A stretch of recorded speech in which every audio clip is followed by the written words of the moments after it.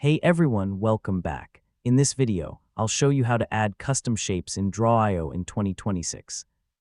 If you want to use your own icons, graphics, or unique diagram elements, this guide will help you do it step by step. First, open Draw.io and load the diagram where you want to add custom shapes. Make sure your workspace is ready before importing any files. Next, prepare the shape or graphic you want to use. Common formats such as SVG, PNG, and JPG usually work well in Draw.io. Now drag and drop the file directly onto the canvas, or use the Insert menu and choose Image to import it manually. Next, position the shape where you want it to appear in your diagram.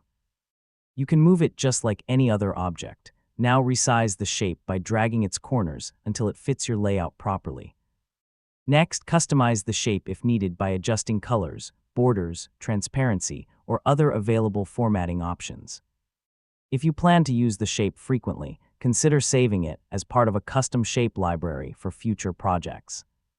Now test the shape by connecting it with other diagram elements and making sure it behaves as expected. Next, organize your custom shapes neatly so they're easy to find and reuse later.